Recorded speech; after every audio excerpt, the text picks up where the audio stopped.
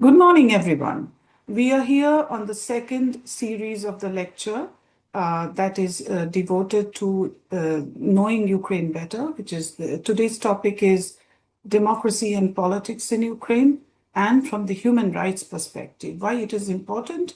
A few words about it. It is because democracy and politics, it's different in different countries of the world.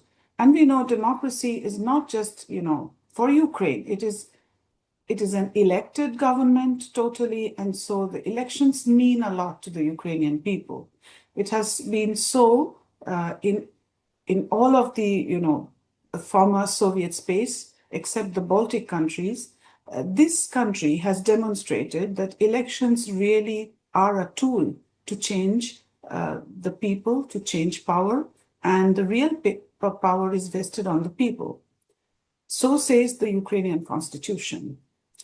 And so today we will just go through a very small, I will make a short, like an excursion to take you through what, in the context of the development of democracy, researchers are still working in the archives to see how democracy flourished in the olden times. For example, the spirit of the Cossacks was very different from what was the empire. Because Cossacks were very independent, the spirit of independence was embedded in them.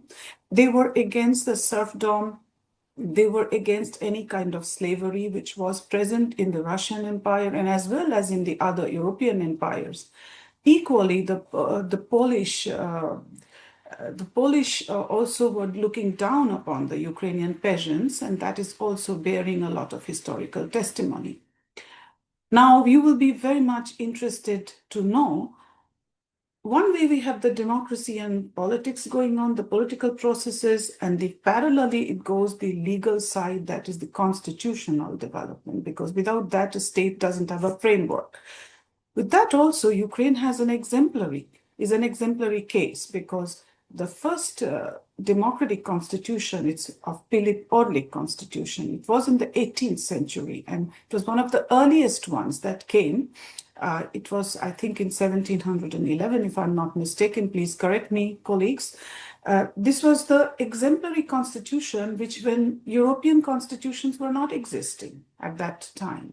So we know the Vienna Congress, after the Westphalia Treaty, these issues are coming up in Europe. But at the same time, if you focus on Ukraine, there's a lot to learn and know. From there, we travel to the 18th century. It was part of the Russian Empire. Ukraine was, a territory which was divided among different empires. But nevertheless, the statehood of Ukraine was a core which was borne by many people. I mean, the identity itself. So it was a people-generated concept, not just an imperial concept. So from there, if we come to let's say, jump onto the Tsarist Russia, and then we take the Bolshevik Revolution, which happened in 1917. After that, we had the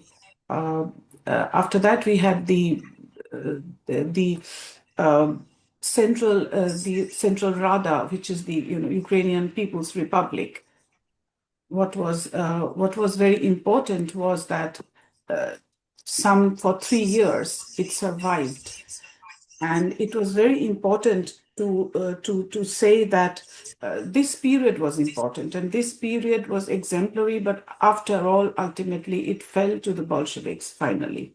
And after that, we go on to find out that what happened really was the repression. The Tsarist repression was there, but it transferred into Soviet repression, which and when we start the human rights. Can I ask someone to mute the microphone, please? All of you, please mute your microphones. Otherwise, I get echoes. Okay, so the Tsarist regime was different. It was having a clear, persecution of the Ukrainians, and we have had that. But in the Soviet times, even though Ukraine was a full-fledged republic, it becomes a republic and joins the Soviet Union, it doesn't end. It also goes through, like, it becomes the Ukrainian Soviet Socialist Republic, but still the repression, the persecution goes on. And herein, we bring the human rights movement. The first ones of these types are that, you get a lot of people from the west part of Ukraine being transferred to Siberia. Of course, then comes the Stalin's rule when we have the Gulag system. And in the Gulag system, a lot of them were Ukrainians. Yes, from all over Soviet Union, there were people who were imprisoned in gulags, but one of the most important pages of the history of Ukraine is the Norilsk movement, which happened in 1953, which was just after Stalin died in March. The first uprising in Norilsk happened when the imprisoned revolted. But it was not a political revolt, it was for human dignity. This is another point that one should bear in mind, that human rights movement goes parallel with a cry for human dignity. That is the first step to enjoy rights.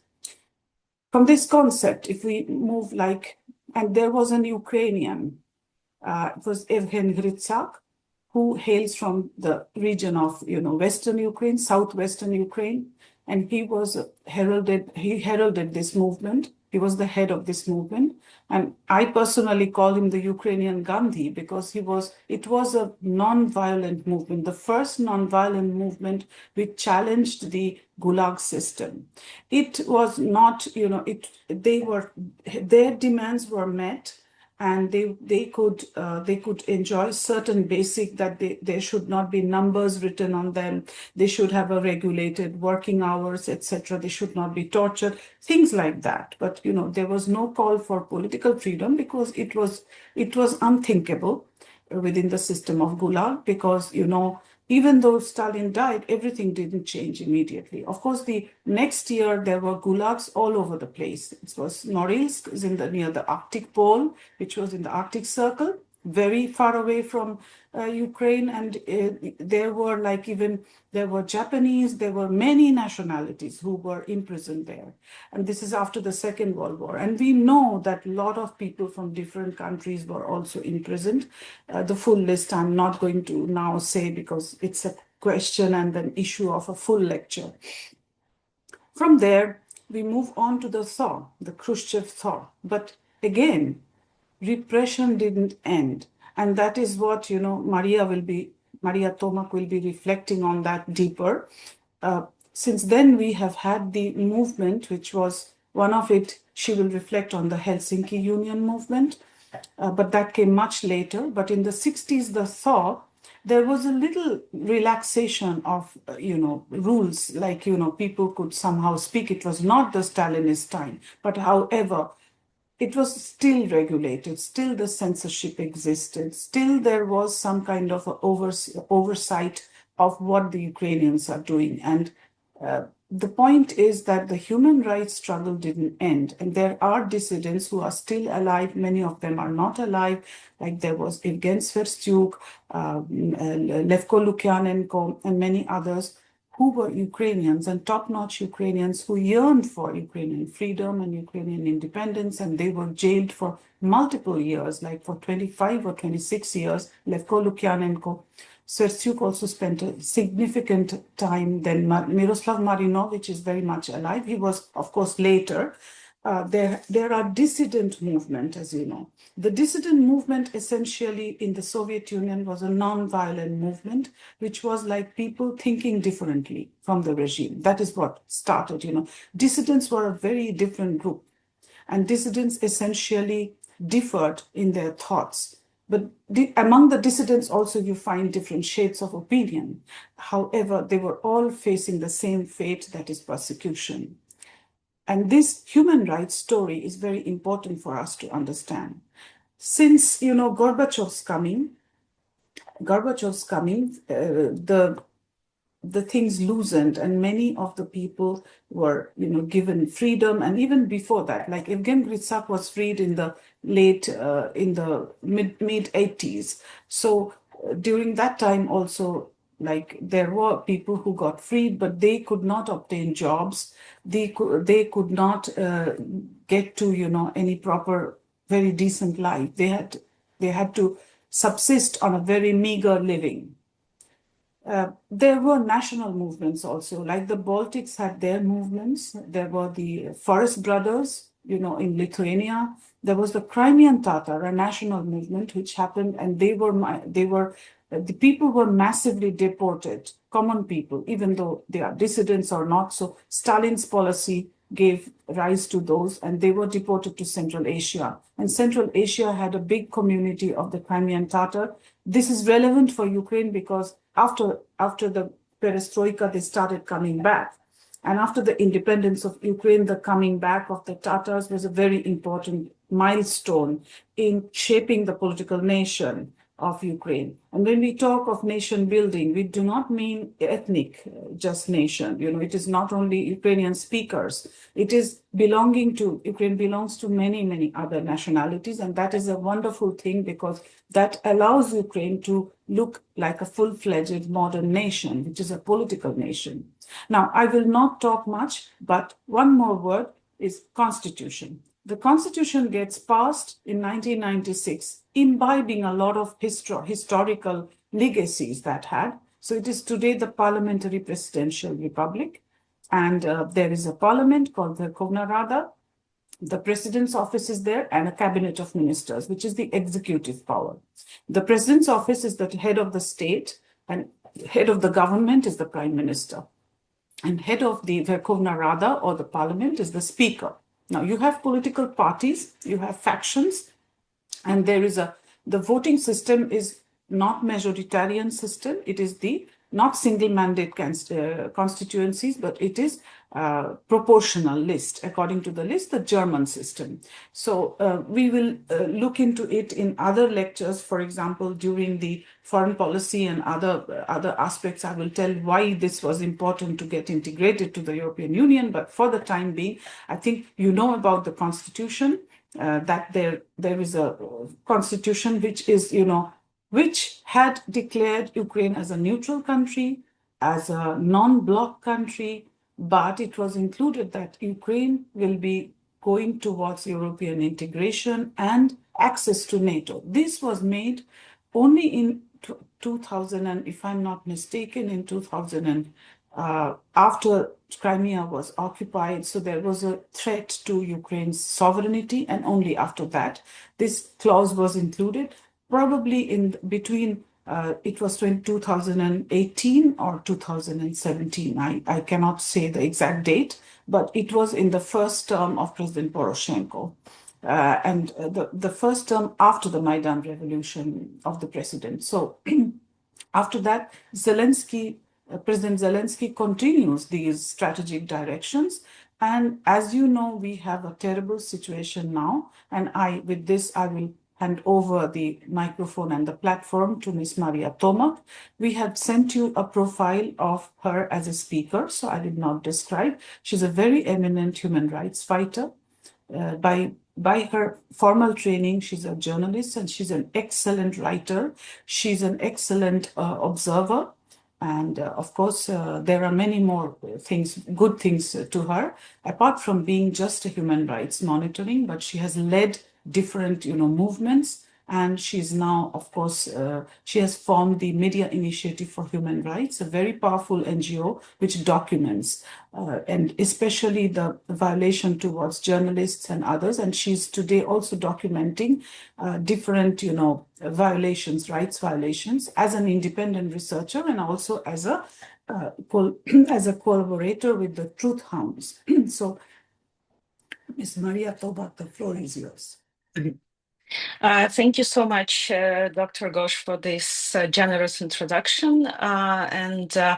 Indeed, I would like to thank you all for joining this session on Saturday, especially those students who joined now the Embassy of Ukraine as within their internship, which is great. And I hope that this time will be insightful for you and that you can bring afterwards your knowledge and your maybe emotions even to further your fellow students as well as your families and friends, etc.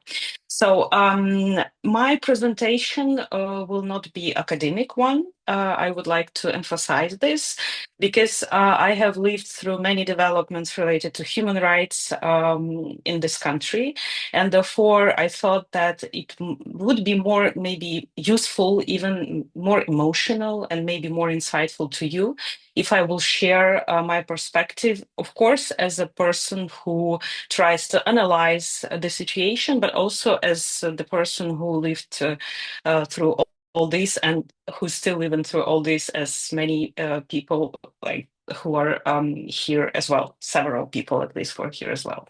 So I will now switch on my presentation. And of course, I would like to say that I encourage you to ask your questions. You can post them in the chat.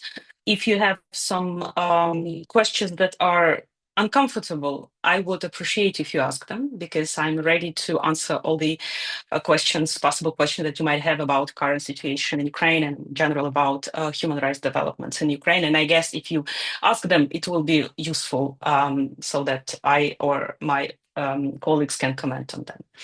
So Dr. Ghosh has already mentioned some of the aspects of this, but I would like just to provide you a short kind of overview of things, appearances, people who shaped the human rights sphere of human rights in Ukraine. So I guess something that is important, why it's important, because, if you look currently at this discussion that is going on the pages of Times of India, and Rudra Ghosh is here, and thank you so much for highlighting the situation in Ukraine, but it's very also important to understand all these human rights narratives on and around Ukraine, because that is something that Russia tries to manipulate, among other things, claiming that Ukraine is a Nazi state, fascist state, and now they're claiming that Ukraine is oppressing the Russian-speaking population, whilst Russia is destroying those regions in Ukraine where there are lots of Russian-speaking people, and that does not stop them from doing this. So I think that this topic is important also because it's been highly manipulated by Russia, including in the various international institutions like UN in the first place. And as for the traditions of resistance in Ukraine, we can go very deep in the history, and Ms. Mridula has mentioned already, like Cossacks, for instance. I will not describe that because it would take hours and hours of time. But I would like to especially emphasize on the dissidents that have already been mentioned, because this has to do with both human rights values, which are crucial for Ukraine, also within this historical perspective, but also Ukrainian nationalism, meaning this nationalism that is supporting the Ukrainian state. And I understand that, maybe in your context, in many contexts, it might seem a little bit controversial, because human rights is about universal values and nationalism is about, standing for your own group. But the paradox is that in Ukrainian situation is something that cannot exist separately. Preservation of human rights in Ukraine, and those people that you can see in the pictures, members of Ukrainian Helsinki group, understood that at that point, like in 1970s, during the still Soviet Union was existing, that if you want human rights, like in Ukraine, it cannot exist without the Ukrainian state, because the Ukrainian statehood guarantees that the human rights can be preserved and can be followed. And without the Ukrainian state, when Ukraine is colonized by Moscow, when Ukraine is ruled by Russia, there's no place, there's no possibility that human rights can be preserved. And the history of those people that you can see on the pictures that faced repressions, for instance, Levko Lukyanenko, he spent 25 years, you can imagine, 25 years in Soviet camps. Later, he was released and he co-authored Ukrainian Act of Independence, so the document that proclaimed Ukrainian independence. So this is like absolutely outstanding people. And you can also see women among those people. And that's something also very traditional for Ukraine. Women have been powerful always, and even including in the very repressive Soviet times and during Stalin regime, so they were powerful. So, and this spirit of understanding that human rights in Ukraine cannot exist without Ukrainian state being present and being strong in something that we understand now very well, and that Ukrainian human rights community understands well. And this idea actually inspired all of our revolutions recently, that understanding of importance of preserving Ukrainian state, and crucial thing that we cannot be together with Russia if we want human rights in Ukraine. So this is a very important understanding. Something also that I want to mention here is the traditional diversity typical for current Ukrainian territory. And of course, I'm not claiming that we don't have problems, for instance, with diversity issues. We do have them because Ukraine quite recently opened up for the world, and now we're in the process of this. But for instance, you can see many people of different cultures. For instance, Crimean Tatars, and I will mention them later a bit in details. And Dr. Ghosh has already mentioned them. Is it's an integral part of Ukrainian state and of Ukrainian society, although they're Turkic people, they're Muslims, so they're kind of different culture from like traditional culture of Ukrainians, but that does not prevent them from being an integral part of Ukrainian state and of Ukrainian culture, like as a political nation.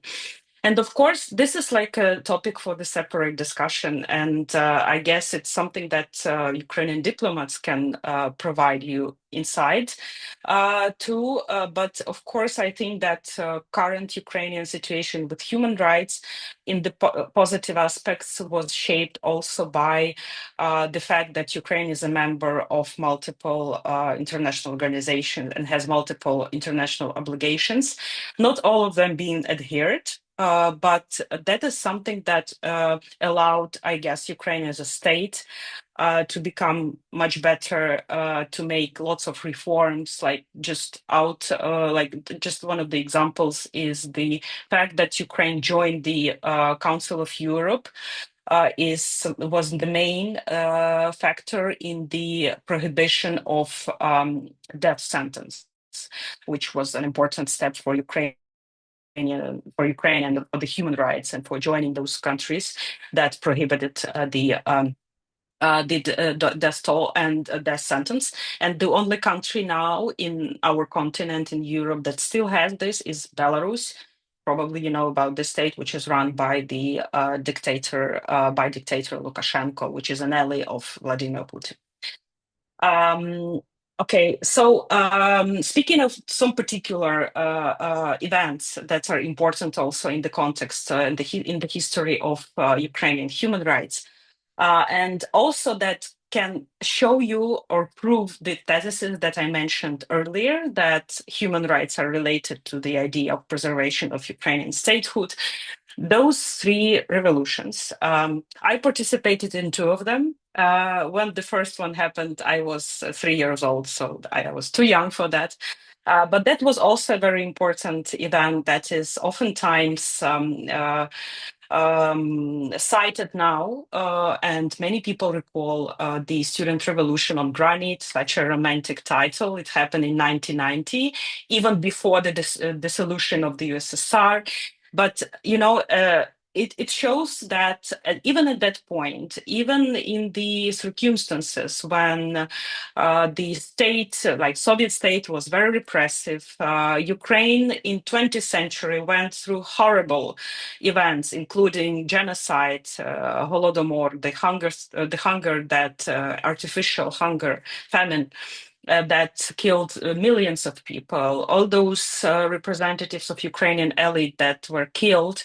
Still in 1990s, there were students somehow, young people who were claiming and promoting the idea that Ukraine should be independent country. And this is the pictures that you can see on their, yeah, you know, they are holding all those posters, which saying that Ukraine actually essentially that it requests the independence from the Soviet Union.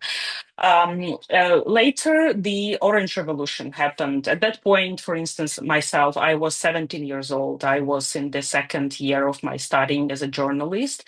And I joined this revolution. Again, it was not, it was about the fact that Ukrainian society was against the pro-Russian president that was brought to power within the so-called elections that were falsified, and the protest itself was related to this particular fact. So the elections were falsified, we will not accept them, and therefore we go to revolution. And I remember those days, like many students, for instance, from my faculty, journalism of Taras Shevchenko University, went to this protest. So we were refusing to go to the university to attend the lectures. So that was kind of this protest, which was not just, some single people, but almost all of my classmates were also at that revolution. I mean, what happened later is again a separate issue for the discussion, because many people think that the outcomes of the revolution were not used properly, which ultimately brought to the power the same president, Yanukovych, pro-Russian president, that was like rejected during this revolution. But and in the end, it also brought to another revolution. I'm sure, more than sure, that you heard about this revolution, more than probably about this orange one. That was very much famous, unfortunately, mostly because of the death toll. Many people died, around like 100. That's why we have this heavenly 100 idea of those people who died within the revolution. But also, what is important is that this revolution was also essentially against the Ukraine joining Russia, like globally, because this revolution started with the fact that Ukraine rejected, not Ukraine, but Viktor Yanukovych, that time president, rejected to sign the EU accession agreement, Ukrainian. And therefore, it was perceived by civil society, by people in Ukraine, as the fact that Ukraine will not be integrating into Europe, but would rather join Russia. And again, I'm not claiming that I understand perfectly like Indian context, but I can imagine that for many people in India who are maybe not so much familiar with the Ukrainian context, it might be, first of all, the perception of Soviet Union is absolutely different. And I can tell you that in Ukraine, and it's important, if you want to understand Ukraine, that Ukrainian understanding and perspective of Soviet Union. Of course, there are various aspects of that. But in the first place, it was a colonial project of Moscow, another colonial project of Moscow, which brought suffering, killing, and genocide to Ukrainians. And this is very important to understand, because I realize that Indian perspective to this is slightly different. But I think that that's something essential. And the same is with the perception of Russia and the West. like I understand that perception of like India and many countries in Asian in Asia, and for instance in African continent, it's like it's slightly different perspective. But for Ukraine, the perspective of integration into European Union and this cooperation is about the possibility to preserve our state, to make reforms, to develop our civil society, whilst Russia is associated with the like colonization, with the death, with the repression, and with killing all the like best people in this country. So, and that's the perspective that we have, and that's why Ukraine is so eager to not ever going even close to Russia, especially now. And going to the revolution of dignity, that's the how it all started. And this is important because, like here, you can see the post of Mustafa Nayem, is a very famous, prominent Ukrainian civil society leader. He was also formerly civil society. Later, he was a member of the parliament, and also he was like heading various projects within Ukraine, like related to various fields at the state level. I would say as a manager, like one of the top managers. But at that point, when the revolution started, he was a civil society leader, and that's the post which is famous that actually sparked the revolution. Um, so he was suggesting to meet in the Maidan Nezalezhnosti after Yanukovych rejected to sign that document, which is related to EU integration. And, and I would like just to tell you this story because I think it's also important for Ukraine. Because Mustafa Nayem, he is originally from Afghanistan, and whole his family is from Afghanistan. He has a brother who is also a prominent civil society leader in Ukraine, and he was in the military, and he was heavily wounded. He lost one of his eyes. And his sister, she's also like a cultural activist, and she talks a lot about the anti-colonial, all these things, and compares like Afghan experience with Ukrainian one. So, I mean, the long story short is that when I talked once with one of the Russian human rights defenders, it happened in 2015 or 2016. He asked me how Ukrainian society reacted to the fact that a revolution of dignity was started by the person from Afghanistan. And I'm like, what person from Afghanistan? I didn't even realize, I know whose part whose post was that, but I have not even think that this is like a person from Afghanistan, or I was not making in my mind his ethnic profiling. And and that person, it was person from Memorial, human rights organization, Russian one. He said, "You see, that's the point. That's the difference between Ukrainian society and Russian society. Because in Russian society, it would immediately raise the issue: how come that like this person from Afghanistan would tell us like what to do or how to react, etc." That was not the case for Ukraine, and that's one of the I think issues that is important, and that is like shows that Ukraine is very open towards the diversity, which again does not mean that we don't have problems with this. We still have, but I think that is something that we are improving and getting better with. But I mean, in general, so the revolution was not, of course, started with that single Facebook post. Facebook in general played a huge role, but of course, that was the violence, huge violence exercised towards the students, and you can see now one of the emblematic pictures that brought people to the streets. Ukraine has never seen like violence like that against like the protesters. And people were furious, Ukrainian society was not willing to accept the violence, the police brutality, and the authoritarianism. So that was what was this revolution about? Uh, and actually, Euromaidan SOS, this is the initiative that I was participating in.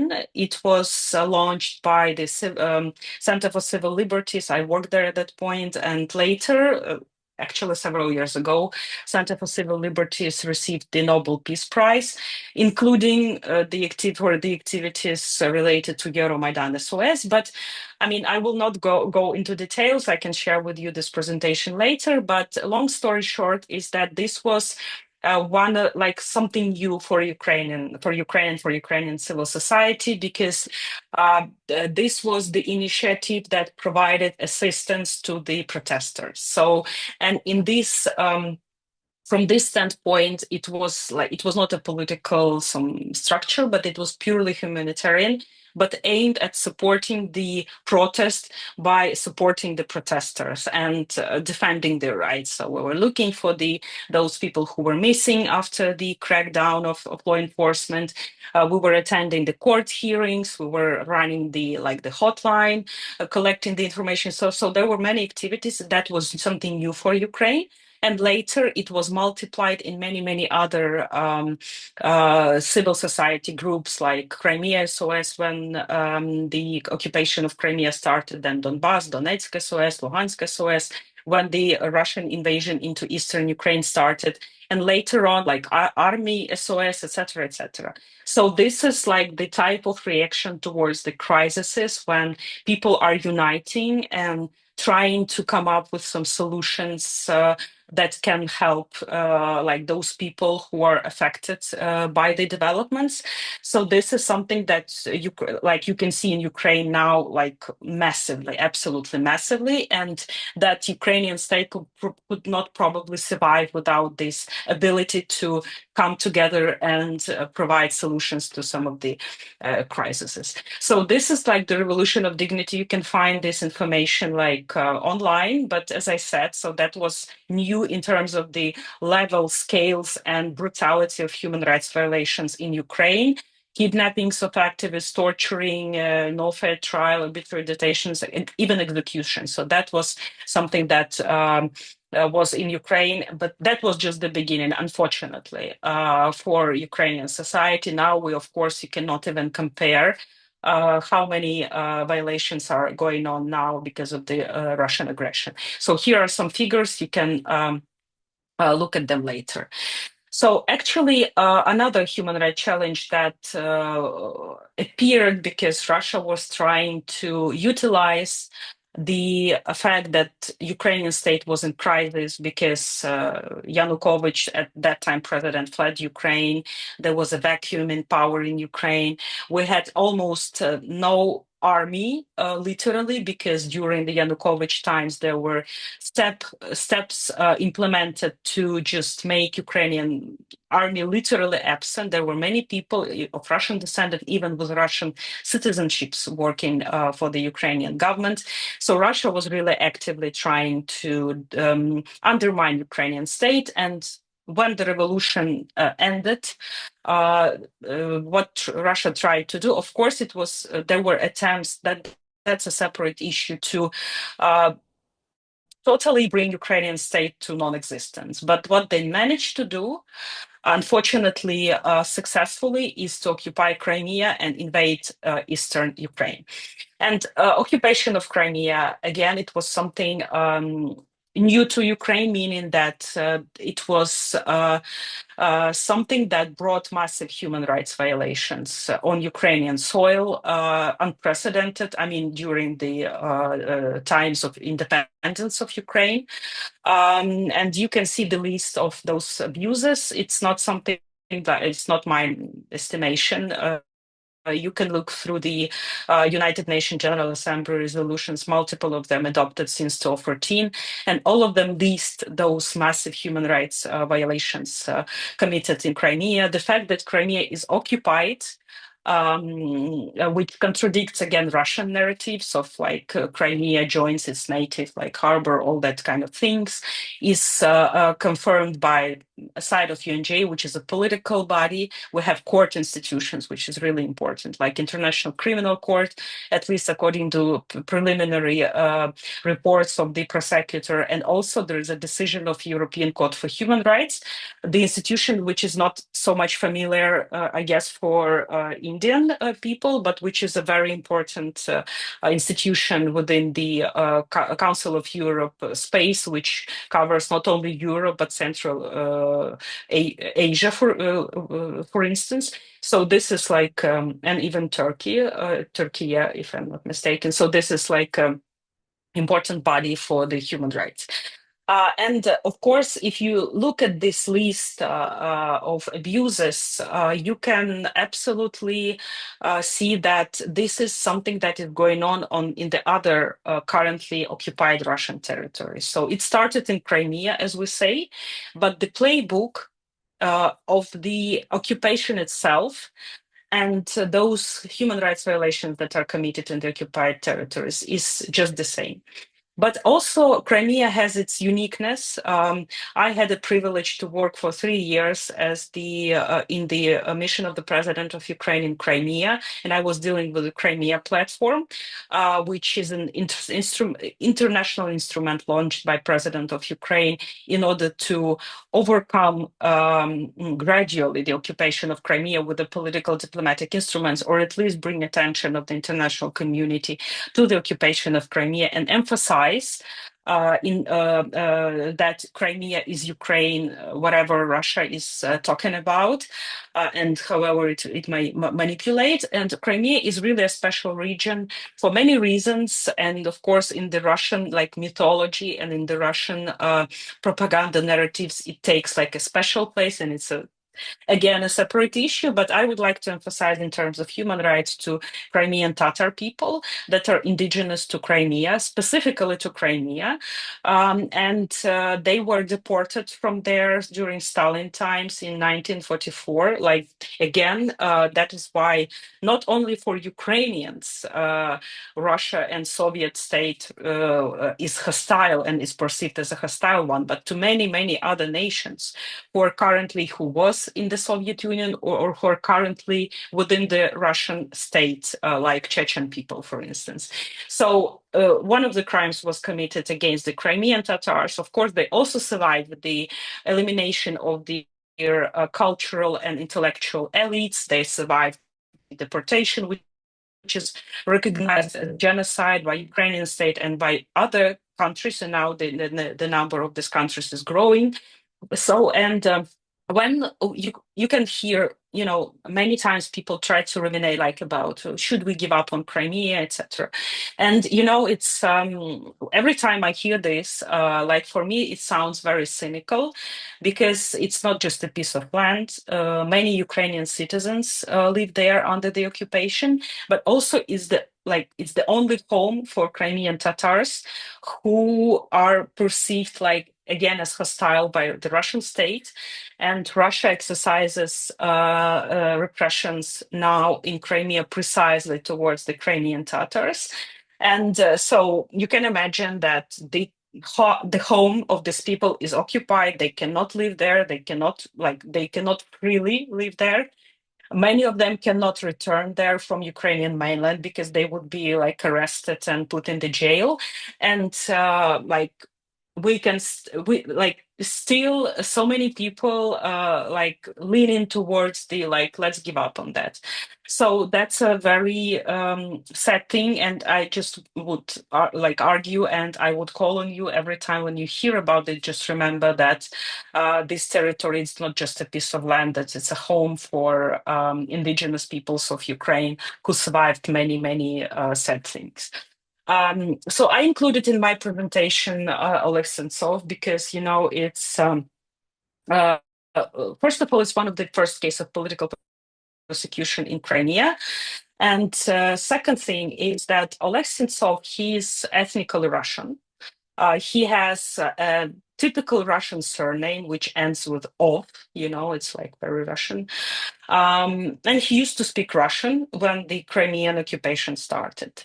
But nevertheless, again, speaking of going back to the Russian narratives, the fact that the person speaks Russian does not mean that this person, if he is or she is Ukrainian citizen, is not supporting Ukrainian state. Very often, this person there are Russian-speaking Ukrainian soldiers who fight in the front line for Ukrainian state. So it's much more complicated. And again, it might be the another issue for the discussion. But when Russia manipulates, just remember that it's not like something that is fair at all. So it's like Oleksensov who joined the anti-occupation movement in Crimea when the occupation started. And he was incarcerated, he was arrested, he was very heavily tortured. And then he was put in the under the court in the jail in the courtroom, and he was sentenced. And he was later released during the prisoner swap after like in 2019. But after he was released and since the beginning of the full-scale invasion, he joined the army, and now he's like in the front line, like he's a true soldier who is in the front line all the times. From time to time, he comes back here, and he also made a film recently, like a documentary about the war, and how he sees it as a person in the trenches, literally. So he is still active, but just to show you that it's not, like that straightforward as Russia tries to portray it, like Russian speakers, like Russians, they're like support Russian state. No, no, it's not. It's very political. So people, many nations that live in Ukraine, with multiple ethnic backgrounds, they supporting Ukrainian state because it's about human rights, it's about freedom, it's about democracy, whilst Russia is about something like which is absolutely contrary to these ideas.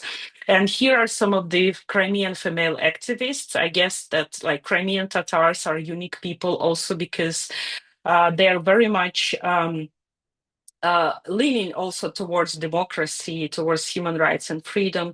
And there is internally in Crimea still activists who try to somehow act to support human rights, like those wonderful women that you can see in the picture. And I have a huge privilege to know them in person, Lutfiye, Lilia, Mumine. And they keep on fighting, for human rights, being even under the occupation, and and having all this pressure from the Russian state, feeling on themselves.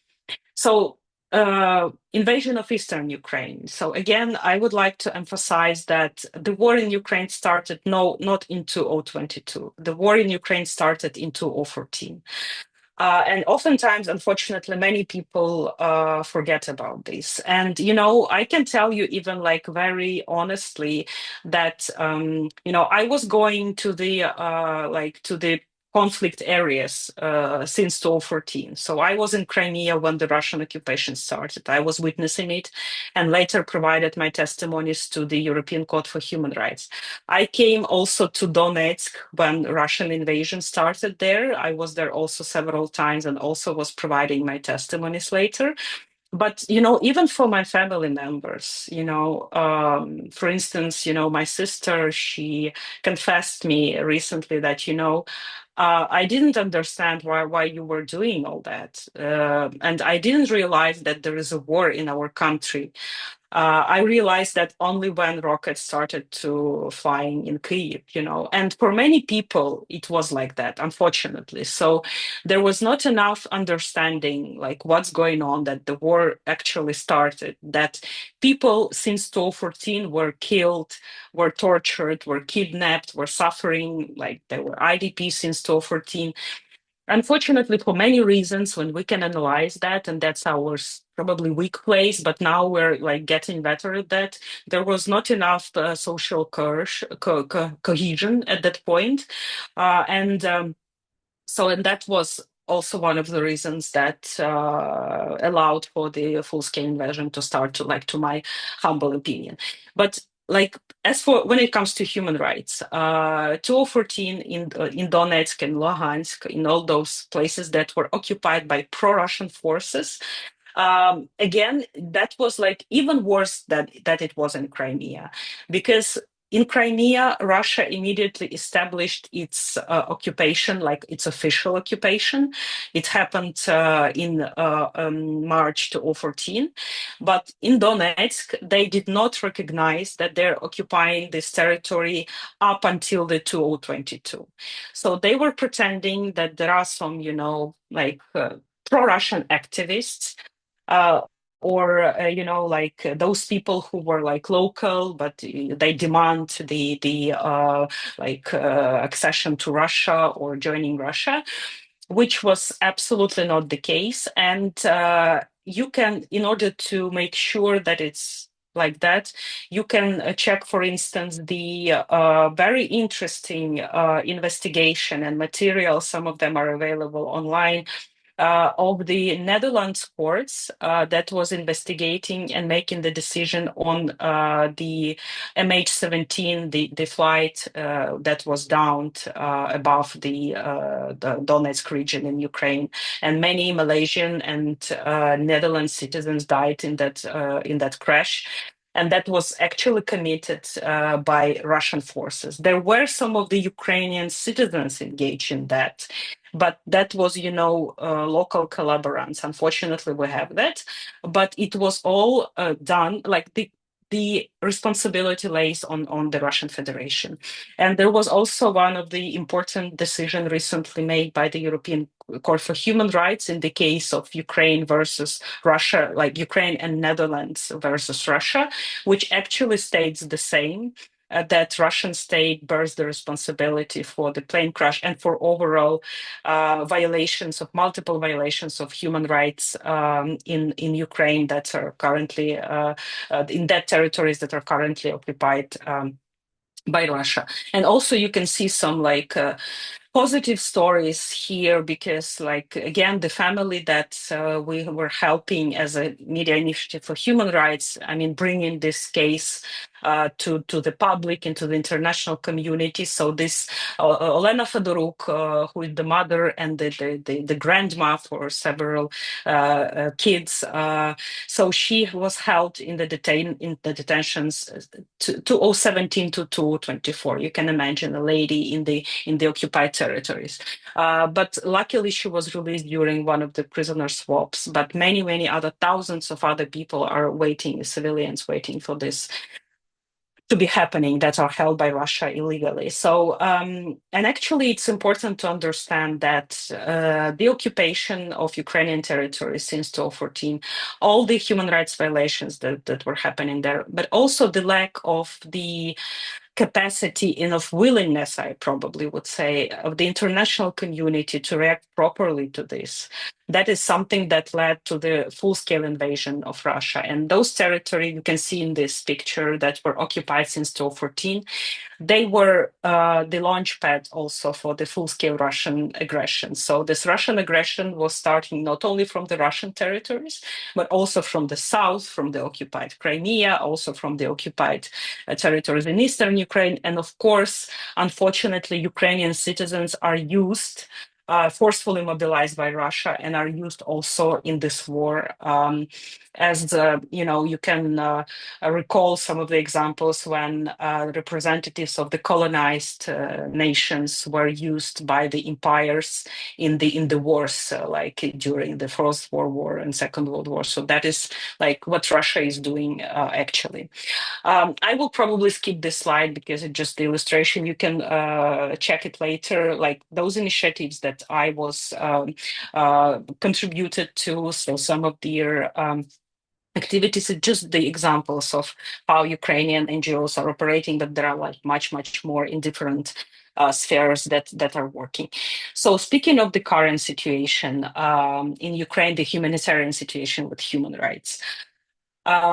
So you can see this map, which is like today morning map, which shows the attacks of Shaheds, of the drones, and of the rockets that were launched just this night in Ukraine.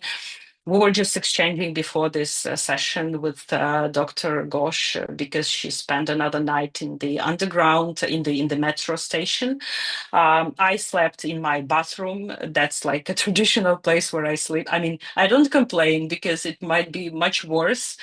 People who are in the trenches in the front line, Ukrainian soldiers under this 40 degrees heat, I mean, they can complain, but they don't, by the way.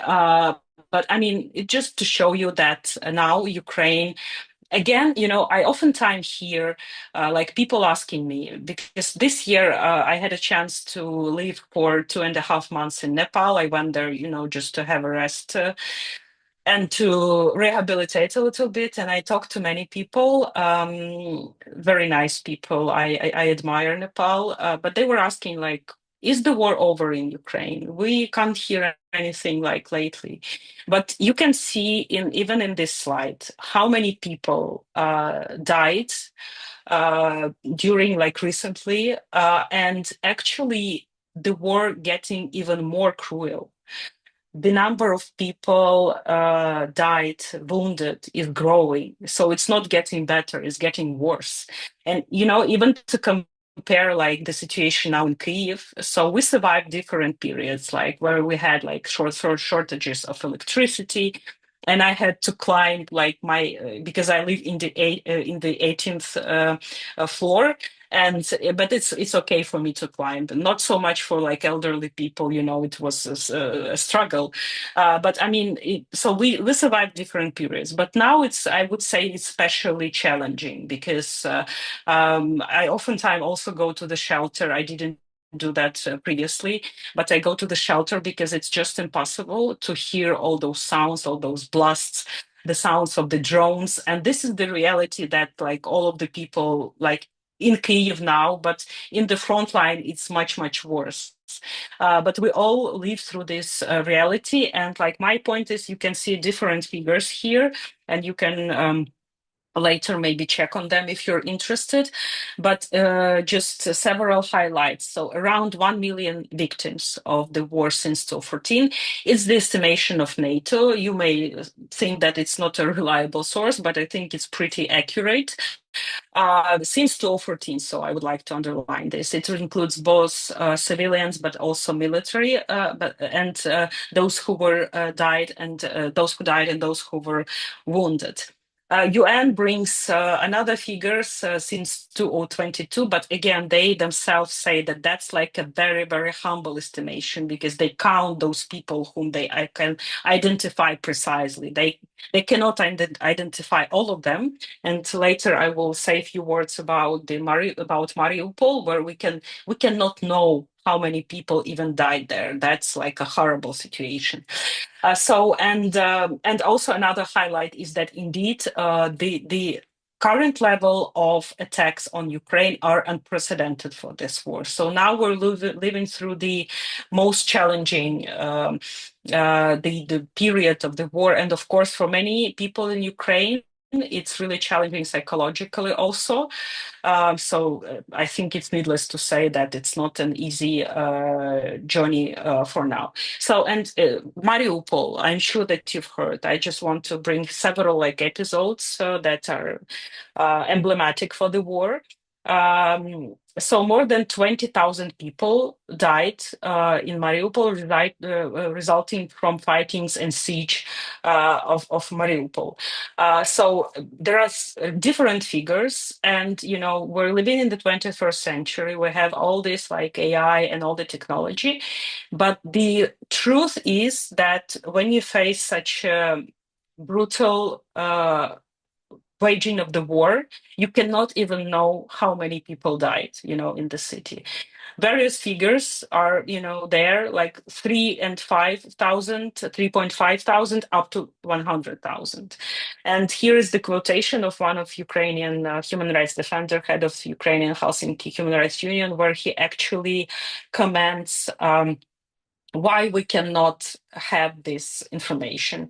And this explanation in itself is, to my opinion, is terrifying, because we have the mass graves without documents. We have so many like people who might die from lack of like food and water when the Mariupol was sieged, etc., etc. So, and of course, Russia is not interested in keeping the track of those died within the Russian attack. So, and since Mariupol now is under the control of Russia, and this city was almost destroyed, and now Russia rebuilds it. So, and that's how they also bury the evidences and the traces that could help us to understand how many people actually died and were affected by the war.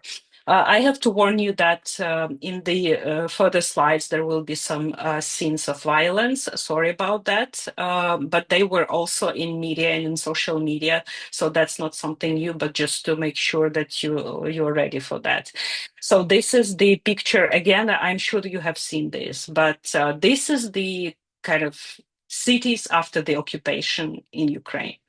What have seen people who came there, mass graves, like people lying in the streets, just dead. And so that's what Russian control brings to Ukrainian land, and why we cannot tolerate any Russian like presence here, or even like that's what comes to our mind when someone says that let's compromise on Ukrainian territory. So that's why for us it's so much unacceptable. One of the also emblematic things is the children's hospital attack. Again, it's something you might hear about. Recently, there was 1 year after this attack happened, and so again, you can read about this episode, and I'm sure that you might hear about this attack. And one of the pictures shows actually Russian missile flying like directly to the hospital, like aimed at the hospital. And well, like the positive story about it is that Ukrainians really, donated a lot, like companies, like small enterprises, private people, to rebuild this hospital, and now it's actually operating. And so that's one of the examples when Ukrainian society is united when it comes to the challenges like that. And I would like to bring your attention to this thing, which is pretty new. But for me, it's, I've seen many things since 2014, but this is like, I cannot even put it in my mind. It's so horrible. And again, this is something that is already confirmed by the UN. UN faces lots of criticism, and I can understand why, but they're always very accurate. I mean that they would not say something that is not happening, something excessive when it comes to Ukraine, because there's always, this the Russian reaction, and they don't want to face that probably. But what we have for several years now in Kherson, which is under the Ukrainian control, but but the front line is very close, and Russian drones, and they're shelling those territories a lot, making the life of people in Kherson just unbearable. And that's one of the issues, which is like, you just think about that. There are several quotations from the UN report, so it's not something that Ukrainians are reporting. That is the UN report. So literally, Russian army make the drone safari in Kherson, which means that they send drones there, which is pretty easy for them, because they're like very close, and they are hunting people. They're hunting men, they're hunting women, they're hunting children, not soldiers, but just civilians who go, as this report says, in just, everyday duties or whatever. And this is like for them like a game. So they report after that in some Telegram channels or whatever. So they are using this video cameras on the drones in order to identify the victims, and they just hunt people. So you can imagine the psychology of these people, like who are doing this, and it has already been qualified by the UN, identified as the crime against humanity, which is obvious. But I think, I mean, again, this war has like lots of unprecedented thing because like the environment is changing, the technology is changing. We have like multiple drones issues here going on. And like actually this thing is pretty new because like these drones technologies are new, but you cannot exclude that you won't see these things in other conflicts, in other wars, where you have all these authoritarians, crazy guys participating that have no value of human life and human rights. And this is actually, again, but this is the first page of the New York Post. Some says that this is the favorite newspaper of Donald Trump. I hope he will see this picture. But this is like the kid that was killed by the Russian drone who was hunting for the civilians people. So you can imagine that there's no way that this kid could be confused with Ukrainian soldier. I mean, this is ridiculous. But that's the outcome of this new practice of within the Russian army that they find very entertaining. But from what we see from the open sources. So this is like again just the example that is very close to my heart. This is my great friend, and this is a great friend of many people in Ukraine. Because he's a wonderful person, but he is also a very committed journalist and reporter. He works for the Reuters, but before that, he also worked for Radio Liberty and for other media. And he always, in those places where there's like the most awful events are going on. And on August 2024, the previous year, right on the day of independence of Ukraine, he was in the hotel in Kramatorsk, which was brutally attacked by a Russian missile. And by the way, it happened not accidentally. And recently, organization that I cooperate now with, Truth Hounds, you can check. This is a very interesting report. You can check it online. Issued a report on the deliberate attacks of the hotels by Russian army. So it's not an accident. That's how they target journalists. International different observers, etc., and that's how they threaten. So it's not like accidentally. So there is a deliberate practice, and it is proved in this report. So you can check it. But luckily for all of us, Ivan survived, but there was a serious fight for his life, and currently he is undergoing the rehabilitation. And from what we see, and his case also was analyzed by the human rights defenders and investigators, is that this attack happened deliberately on the hotel where the Reuters team was placed. There were several people there.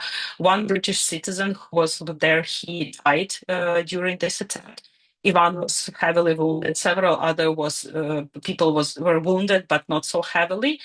But again, this is attacks on the journalists is a part, and on media is a part of this war. Here you can see the infographics prepared by Institute of Mass Information, one of the leading Ukrainian NGOs, tracking the pressure on journalists. So 107 journalists died. Not all of them were fulfilling their duties and assignments. Partly, like many of them were actually enrolled in the Ukrainian army. Many of them, by the way, are volunteers. So we have many people who has nothing to do with the army, or that didn't ever went through any trainings. They went to defend Ukraine, including journalists, just because they understand that there will be no journalists, there will be no freedom of speech if Ukraine is seized by Russia. So there's no way it can coexist in principle. So, but more than 839 crimes were committed against journalists and media in Ukraine. Needless to say that there's no free media, no freedom of speech in the occupied territories. That is just like impossible. And that's one of the first things that Russians are doing when they come to the occupied territory, is that they just destroy the free media. They like deport the, like in previously they were deported journalists, they were like also kidnapping journalists to just, they do everything to make sure that uh, information cannot be reported to the non-occupied Ukrainian territories and to the world in general. This is the case, like just I mentioned it here because it's so it it left me also speechless, as well as many Ukrainians. So this is just the family, the one of the family that suffered in Western Ukraine, in Lviv city. But this is such a horrible tragedy because you can see this picture of the beautiful family, 5 people. Now only one person remained, the father.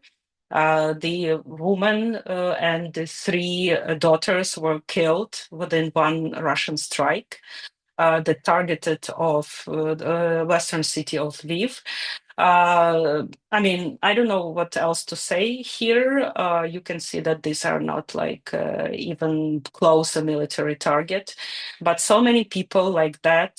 So this, all these figures, again, in all the, so it's very sad because we have these figures, but actually it's like those people who lose their lives, including children, unfortunately. Um, this is just to show, to demonstrate again the role of women. It's also, of course, has to do with human rights, and Ukrainian women are essential part of the defense in Ukraine. So they are in the army, and that this is like a prominent example. Tyra, like probably everyone knows Tyra in Ukraine. She is a paramedic. She created the unit.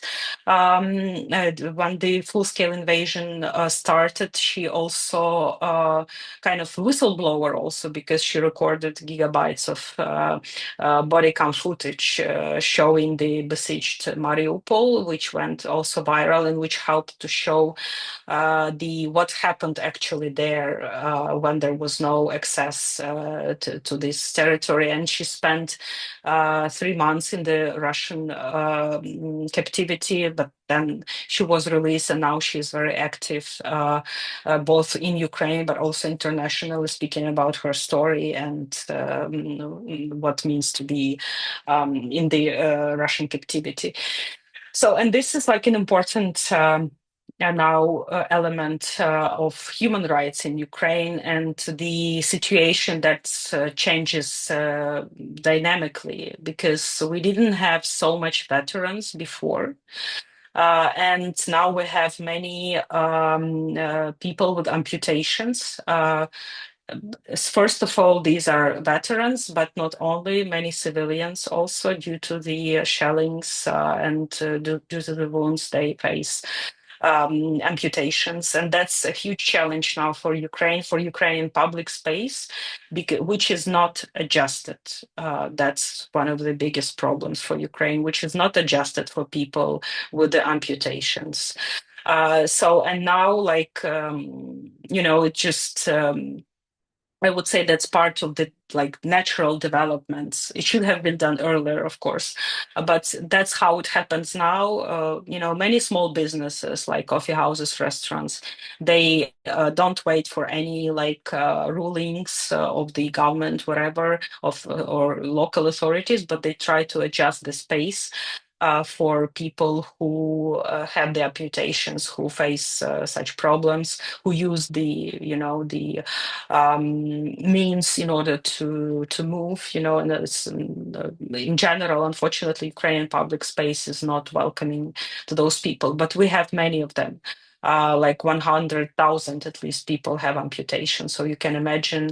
And of course, these are not those people who are going to sit just home.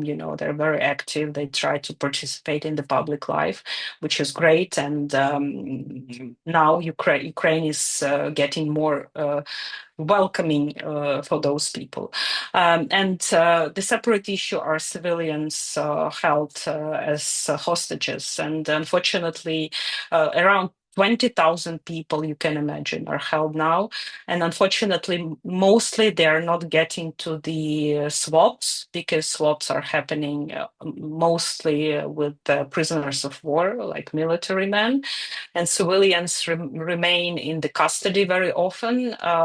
And hopefully, like, there will be more. And like, the part of the problem, of course, that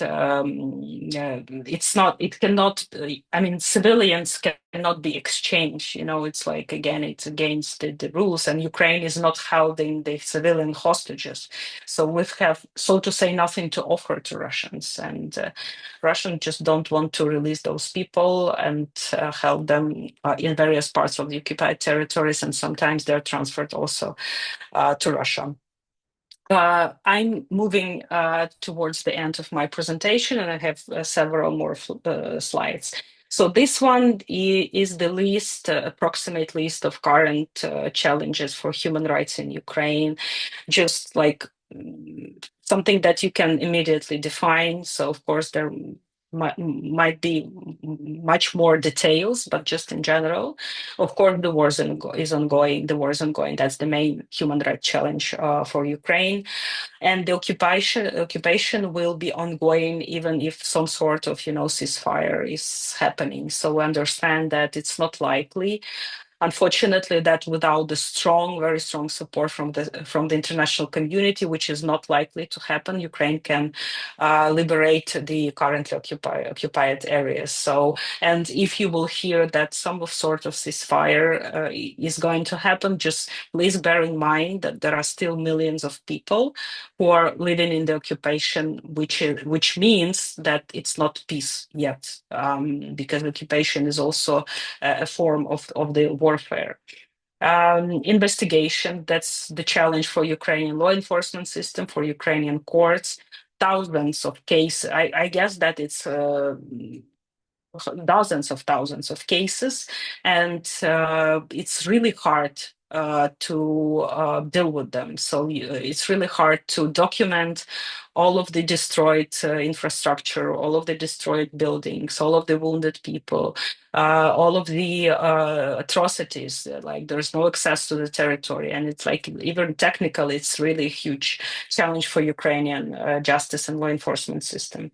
Compensation of the damage. Here are, like, there are some steps that are undertaken by the, again, Council of Europe, by Ukraine, but again, it's one of the challenges that we face now, is to compensate for the damage for Ukrainian citizens. Recovery from the war. On these days, there was another recovery conference held in Rome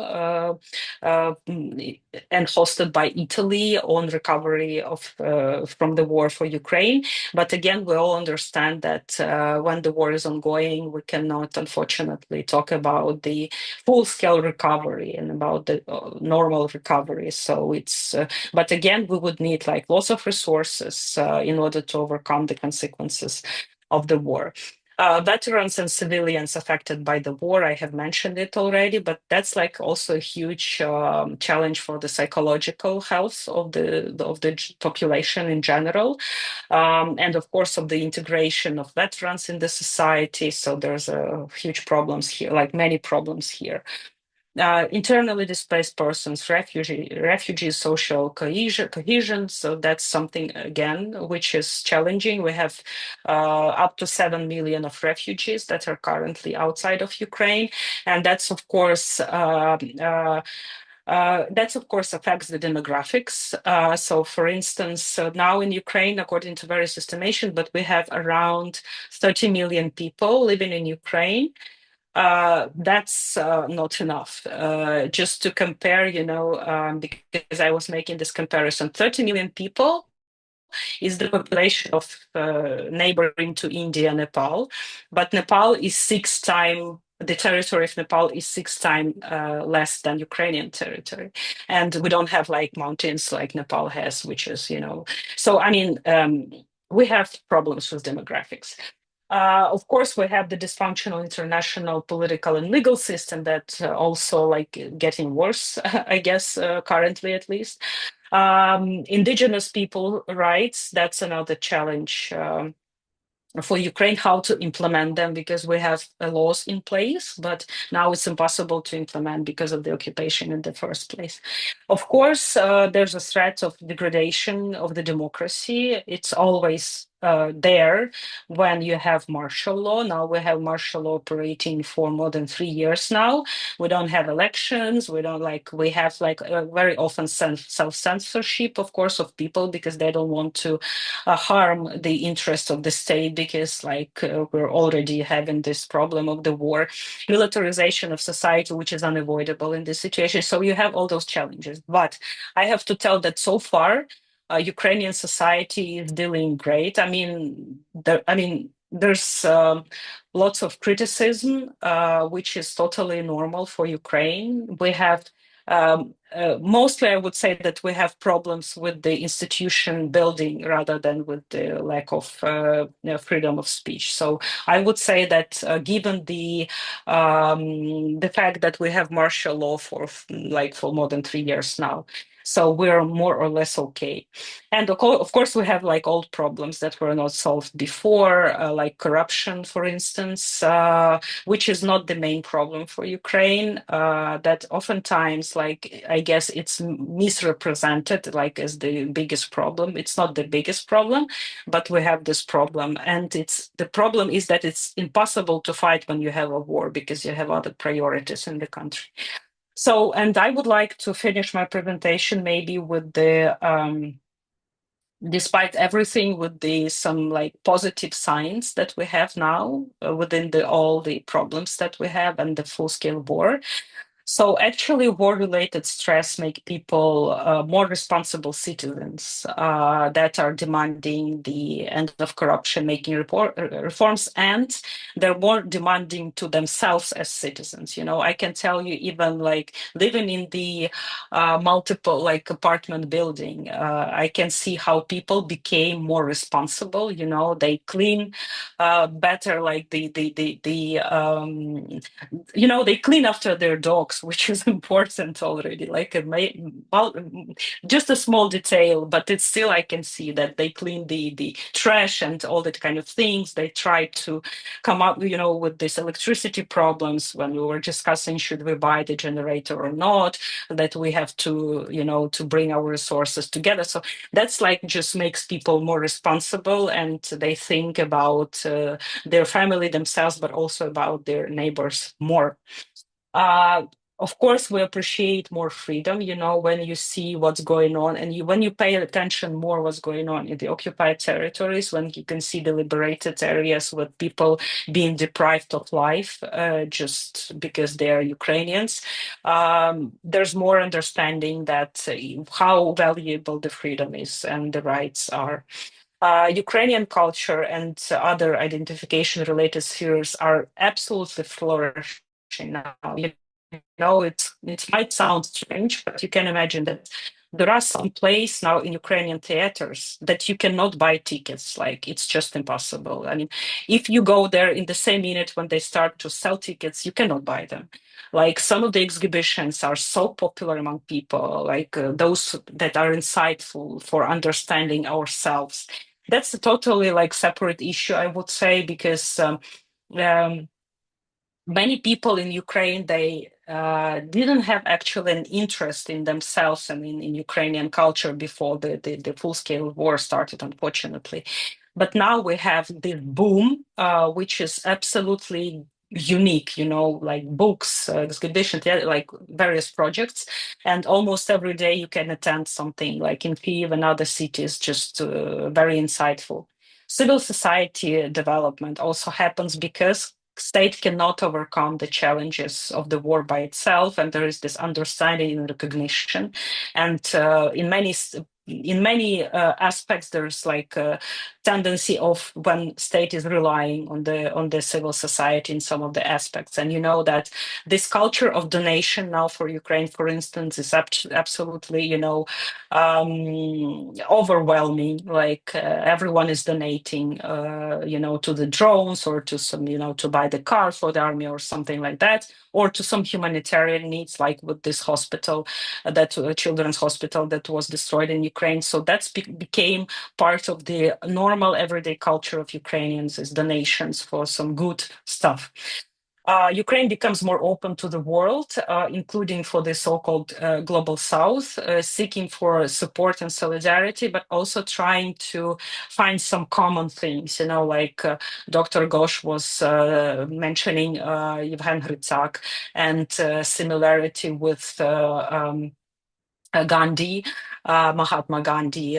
So, I mean, there's like lots of things that actually unite us, I guess, that were invisible for us. Like, that's a sad story.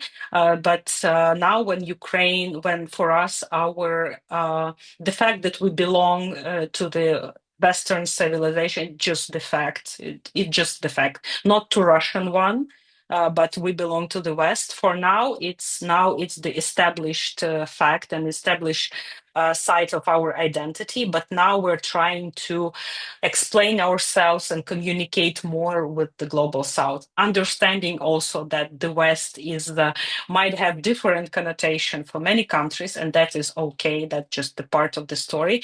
But for us now, it's crucial, and that's something that for me now is one of the priority. And this is very interesting and very always insightful and fulfilling, to talk to the various people from various parts of the world, and trying to learn about their cultures, their history, their perspective, and talk more about Ukrainian perspective. Reforming the economy. There's lots of reforms going on in Ukraine, and although it's really hard during the war, of course, I like that's obvious, but something is changing nevertheless. And also, like, it's like a very minor aspect, but I would like to mention it because there are more discussions now in Ukraine now, and that is something that also actual for other parts of the world, like non-Western world, is that Ukraine will inevitably become more open to the idea of receiving the migrant workers. Uh, I wouldn't say that that's like a popular thing has been in Ukraine before, although we had like always migrants from Central Asia mostly, or from Caucasian countries in Ukraine, like refugees from the wars, or just like economic migrants. But that wasn't like a popular idea, I would say. And I wouldn't say that Ukraine as a state was welcoming to those people. But I think that that is something that will be changing because we have to overcome this post-war crisis. We will have to do that. And we have not enough workforce. I can tell you even now that like those industries who are relying on the like strong manpower, they feel serious lack of human resources now. Many men are mobilized, some like fled the country, and so there's this challenge, and we will inevitably be more welcoming towards the migrants, working migrants, and I think that is a great, another good outcome from this very dramatic situation. So now I will not comment on these resources, but just like something that you can also take out from this presentation, some of the resources, some of the names that you can follow if you're interested. And if you find all of the information and developments in Ukraine too dramatic, and they are dramatic, but I can tell you, like, from my side, that sometimes it's so useful from the psychological standpoint to listen to Ukrainian stand-up comedians.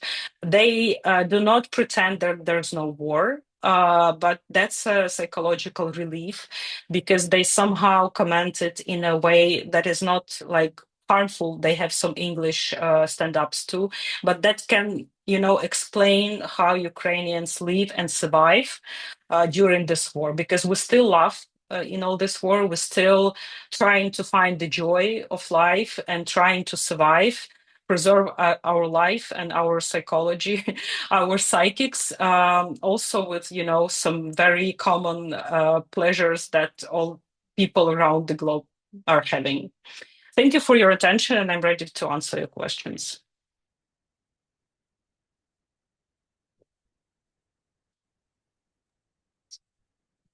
Thank you. Thank you. Do you have a question? This was more a comment or a question? Okay, this was more a comment. And the one Prarabh said, yes, how does Ukraine's democratic resilience compare to other post-Soviet states such as Armenia, Moldova, Georgia, facing external aggression or internal challenges? The question is very broad. So are they really facing? Okay, if Thank you you so want to much. take this up, yeah. Maybe you can close the presentation so that you have the, Okay, thank you so much. That's a wonderful question, actually. And I can feel from this question that you are well informed about like this problem of democratic challenges for democratic resilience for other post-Soviet countries.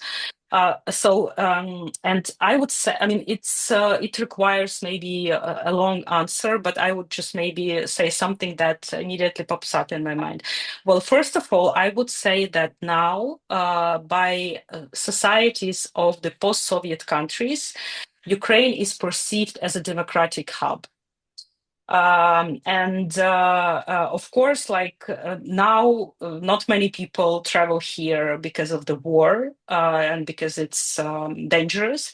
But nevertheless, I would say that all of the people of the goodwill in these countries that you've mentioned, but also in Central Asian countries like Kazakhstan, Kyrgyzstan, Uzbekistan, they understand that Ukrainian fight, it's not only about Ukraine, that it's about, and it's not only about like Europe, for instance, who will face like Russian threat immediately after Ukraine might face, but also about like other post-Soviet countries where Russia tries to destabilize it. They do it like everywhere.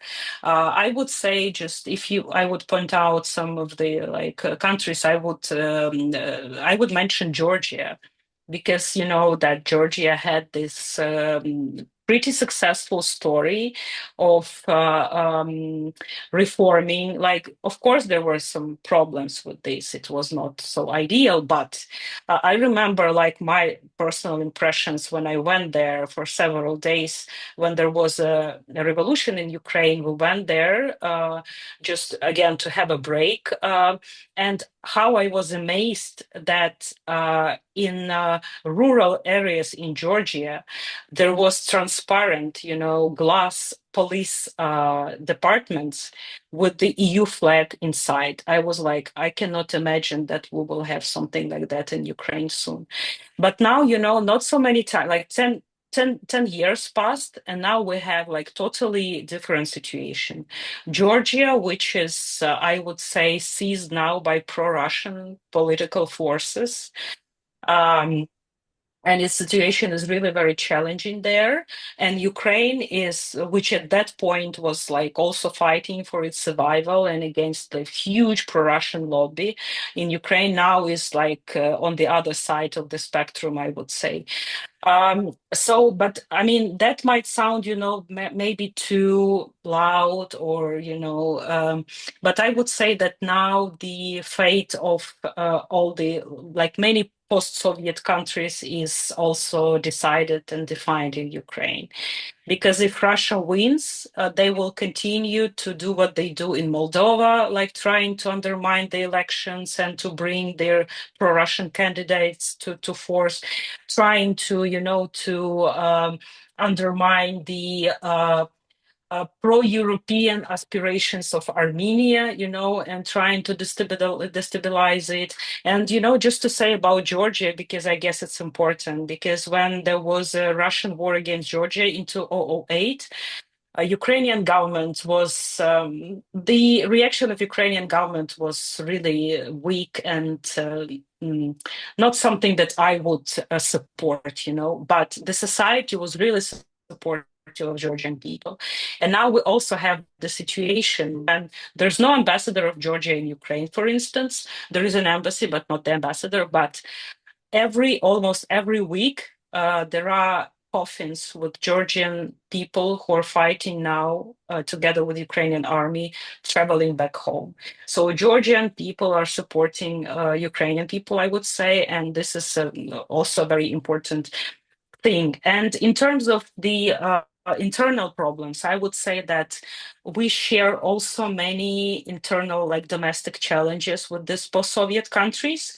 Again, like corruption, like the issue of decentralization, probably, maybe I'm not so much aware, but I mean, the problem of the pro-Russian elites that are still there very often. I mean, so I would say that the problems very often are similar, or like the issue of lack of tolerance toward the LGBTI community. So like now Ukraine is getting better with this, but that's a challenge also for many other countries like post-Soviet. And like this general like lack of the openness towards the world, this so, I mean, I would say that this is pretty challenging, but also, I mean, you might think that I pay too much attention to Russia and I blame them but I mean, I cannot imagine, I mean, it's hard to imagine good future for all of the post-Soviet countries if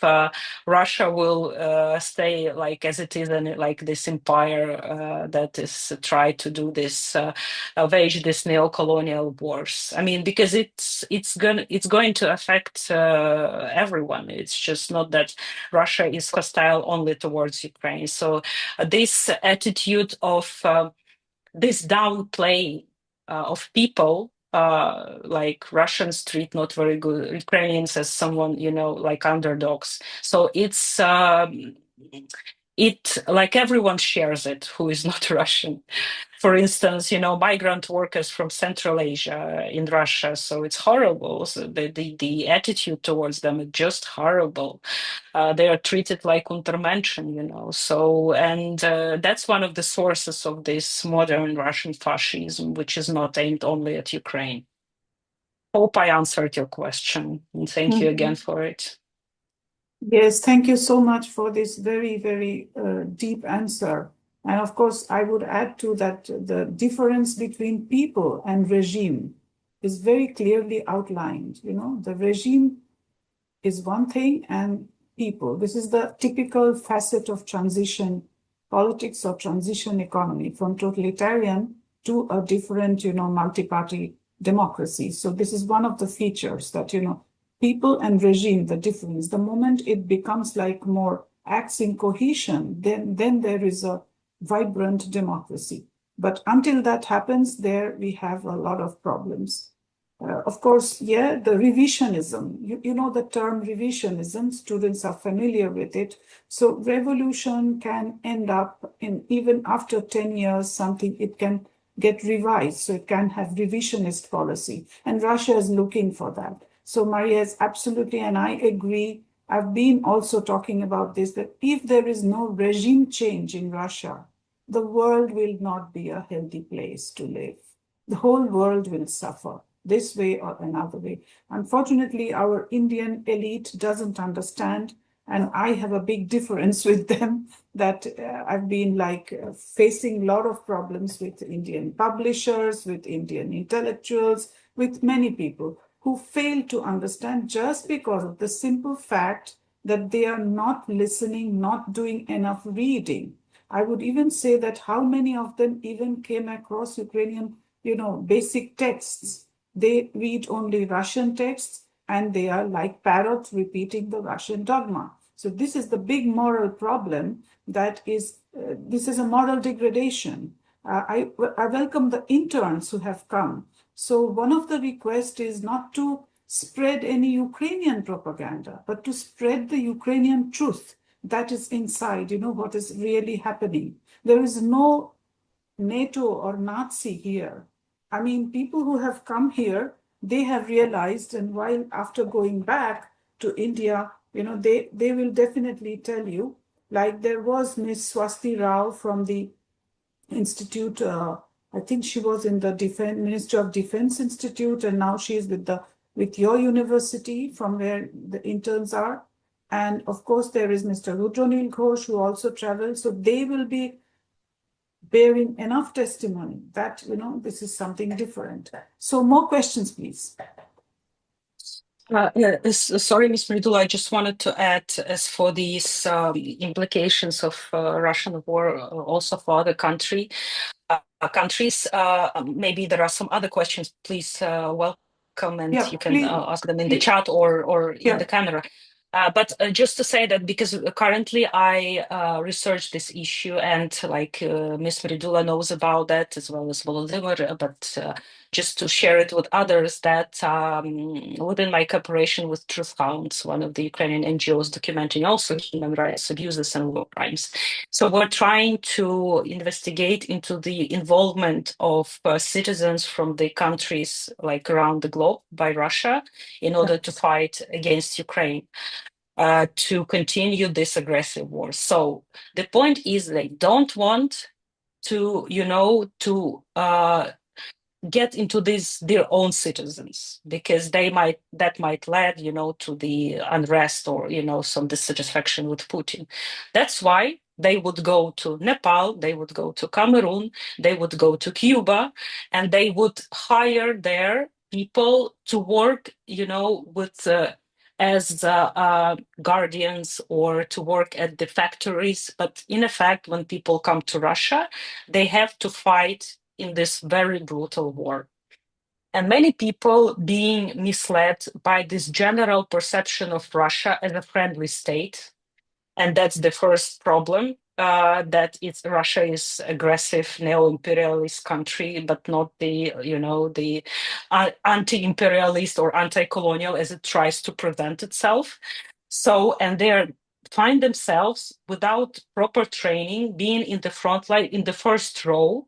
So they're going in the first row, and then the Russian army goes. And many people die like that. Many people got captured by Ukrainian army, which is not the worst scenario, I should say. But this is like massively. And also Russia is recruiting what we know now, especially from African countries, young women to work in the military industry factories. And they're dealing with assembling the drones. Those drones, that flying every night over Ukraine and killing people here, like civilians, etc. And by working in those factories, they're becoming legitimate military target. So they're legitimately can be targeted also by Ukrainian army. So, and this is like a horrible, I think, way that Russia utilizes the trust that they have probably from many people in the global south that imagine that Russia is a nice country. It's not. And it's not only for Ukraine, but for everyone. It's just inhuman. Thank you. Any more questions, please? Any more questions, please? So, then if you have questions, do address them in the chat or just switch on your microphone and say. Okay, I mean, if there are no questions, or if you will have some questions in the future, like Ms. Mridula and Mr. Volodymyr from the embassy, they have my contacts. I will be in touch, and if you wish to communicate and further, you will have questions or comments, you're welcome, please. And I will request Ms. Maria Tomak to share the presentation. I will convert it into PDF because it will be a big file, and then I will share it with all the participants if necessary. So if you agree to that, it will be great. And I would also like, institutions and individuals to welcome. I really dream of that she could go on a lecture tour to India and go to different institutions and speak to young people, which is what, I will be trying to attend in my future project, which I'm discussing with many people. I'm not telling Ms. Maria yet because it's not prepared. So once it gets, germinated, then I will be able to say that something like that is happening, because it is so important to listen to serious, solid voices, voices from the ground, and voices that speak the truth. So with that, we tried to bring, Miss Maria tried to bring a part of her life's truth. The truth she experienced, she didn't cook it up, what she saw, what she experienced, and this is most important, because in talking about democracy and politics, we should not think of only going once in 5 years to cast the vote, which is, or discuss certain things in the media, dabble with some jargons and political, slogans. It's not enough. So to experience democracy is very important. And I think, in that way, a part of that Ukrainian struggle is before you today. So thank you all for participating, and we will be in touch. I will also upload a video of this lecture on the YouTube so that you can spread it around. You can ask your friends to look at it. And if you want to involve other friends to come and join, especially the interns here, that will be very much appreciated, without without tagging any, like you have to write a paper or do something like you will do. So without those formalities. Once again, thanks a lot. Let us give a big applause to Miss Maria. So, with your reactions, you can just give it. So, I give it. So we can have a big applause. We cannot clap. In Zoom, it is not there, but we can show we are clapping. So that's a lovely thing. Thank you so much. And I wish you sincerely, on behalf of everyone, a lot of strength to carry the struggle further and to be the winner, and so that we can celebrate. And for the time being, we look forward to you coming to India. Thank you so much again. Okay. Thank you so much. Namaste.